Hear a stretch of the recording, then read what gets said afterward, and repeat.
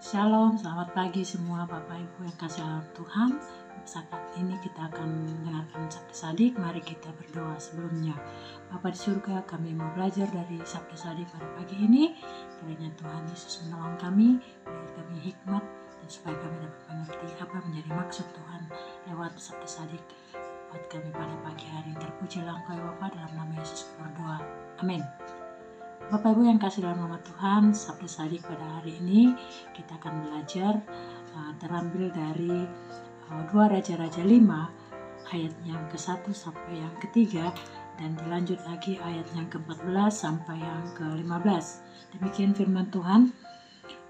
Naaman, panglima Raja Aram, adalah seorang terpandang di hadapan tuannya dan sangat disayangi, sebab oleh dia Tuhan telah memberikan kemenangan kepada orang Aram.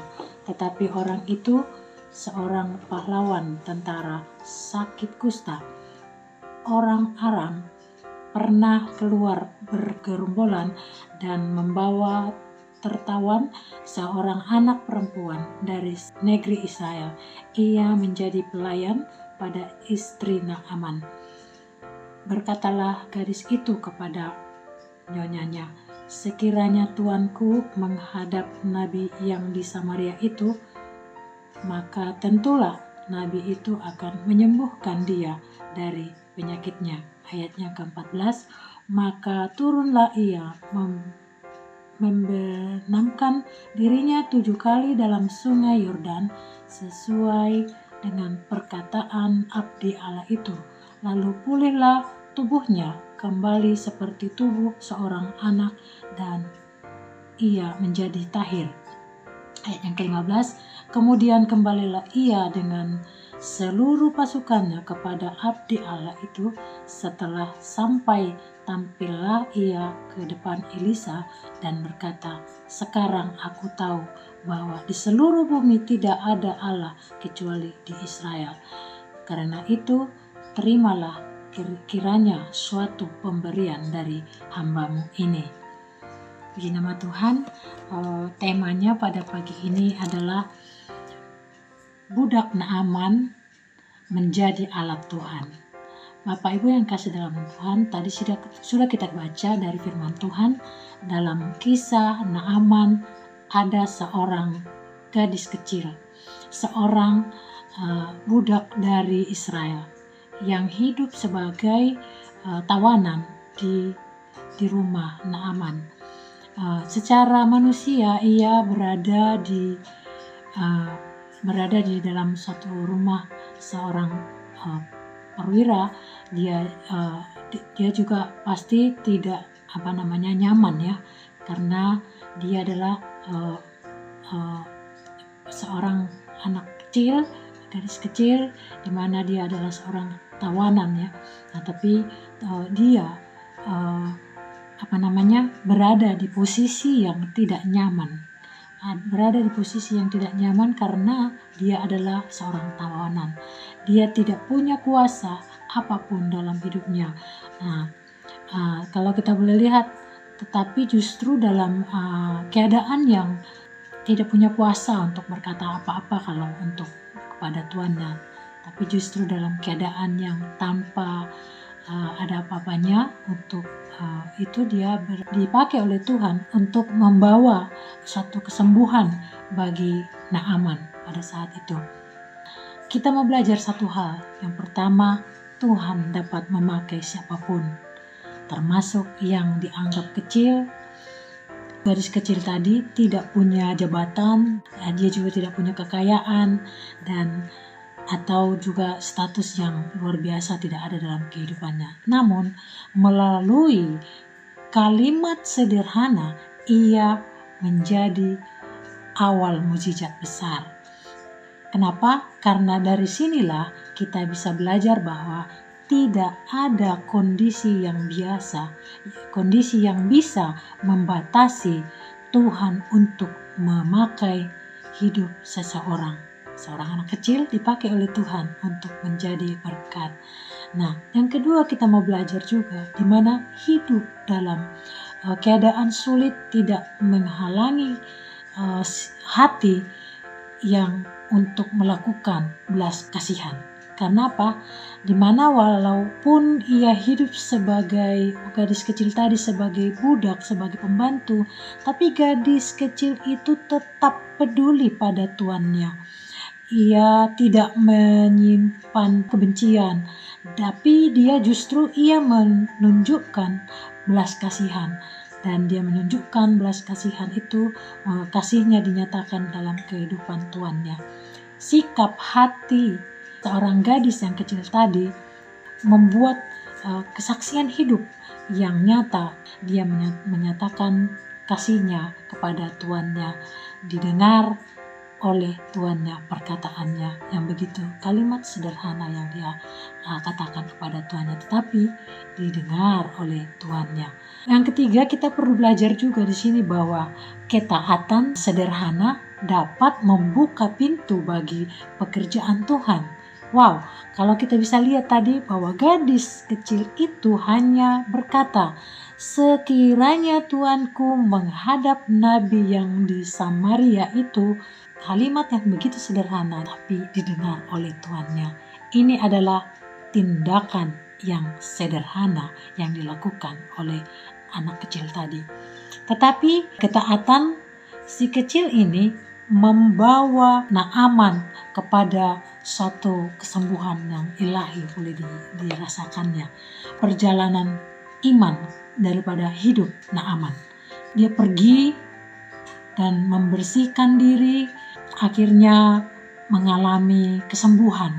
Pengakuannya di dalam kehidupannya bahwa dia merasakan bahwa jamahan Tuhan dalam hidupnya. Dia juga mengenal Tuhan dengan pengalaman imannya yang waktu di mana dinyatakan Tuhan satu mujizat dalam kehidupannya. Di ayat 14 saya akan bacakan. Maka turunlah ia membenamkan dirinya 7 kali dalam sungai Yordan sesuai dengan perkataan abdi Allah itu. Lalu pulihlah tubuhnya kembali seperti tubuh seorang anak dan ia menjadi tahir.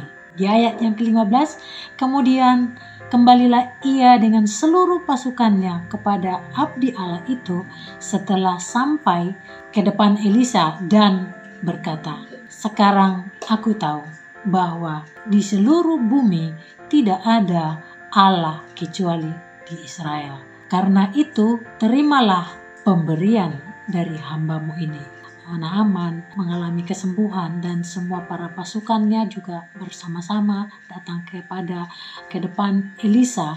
Dia memberikan sesuatu untuk penghormatan kepada abdi Allah karena Tuhan sudah melakukan perbuatannya yang ajaib di dalam kehidupan Naaman. Dia taat melakukannya.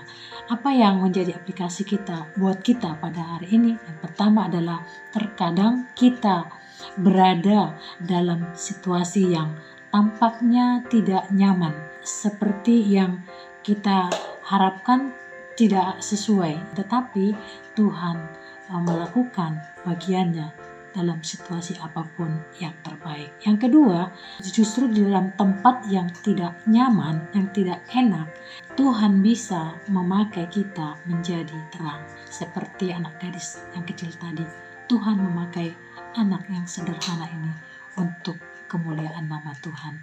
Yang ketiga, kesetiaan dan ketaatan dalam hal-hal yang kecil bisa dipakai Tuhan untuk membawa dampak yang lebih besar bagi orang lain. Anak yang kecil tadi, hal yang sederhana, dia katakan kalimat itu, didengar oleh tuannya, dan itu membuat satu dampak yang besar. Naaman mengalami kesembuhan. Kisah gadis kecil ini mengajarkan bagi kita bahwa status bukanlah penentu dipakai atau tidak oleh Tuhan, tapi adalah hati yang lembut, taat, dan yang rela, dan juga mau dipakai oleh Tuhan. Dan juga dalam kondisi apapun, baik tidak baik keadaannya, mari kita dapat menjadi alat bagi kemuliaan Tuhan. Kiranya sesuatu hal yang besar dapat menjadi berkat terjadi berdampak besar dalam setiap hal yang baik yang kita lakukan, karena kita mau dipakai oleh Tuhan menjadi alatnya. Untuk itu, bagaimanapun keadaan kita, apapun status kita, apapun menjadi jabatan kita, marilah mau untuk dipakai. Taatlah untuk mau dipakai oleh Tuhan, sebagai alatnya dipakai oleh Tuhan. Mari kita belajar seperti gadis kecil tadi, untuk kita mau dipakai oleh Tuhan, di mana kita ditempatkan dimanapun, biarpun di zona nyaman, zona yang tidak nyaman, mari kita untuk mau taat pada Tuhan, untuk dipakai. Ini aku Tuhan, pakailah aku sesuai dengan kehendak-Mu dan rencana-Mu. Jadi Tuhan memakai siapa saja yang Dia inginkan untuk dipakai menjadi berkat. Puji nama Tuhan, mari kita berdoa. Terima kasih Tuhan buat firman Tuhan yang mengingatkan kami, seorang anak gadis kecil menjadi alat dipakai oleh Engkau Tuhan untuk berdampak lebih besar, untuk menjadi berkat bagi Naaman, mengalami mujizat yang luar biasa oleh karena ketaatan dan kerendahan hati seorang anak gadis kecil menyampaikan nasihat, perkataan untuk supaya Naaman dapat mau menghadap kepada abdi Allah untuk disembuhkan. Untuk itu Tuhan, oleh karena ketaatan Naaman juga, dia mau untuk melakukan apa yang disuruh oleh gadis kecil tadi, menjadi dia mengalami kesembuhan yang luar biasa. Terima kasih Tuhan buat firman-Mu mengingatkan kami, apapun keadaan kami, apapun status kami Tuhan, kami mau untuk dipakai oleh Engkau menjadi alat bagi kemuliaan nama-Mu. Terpujilah Engkau Tuhan. Hanya berkat di dalam nama Yesus kami berdoa dan mengucap syukur. Haleluya. Amin. Shalom.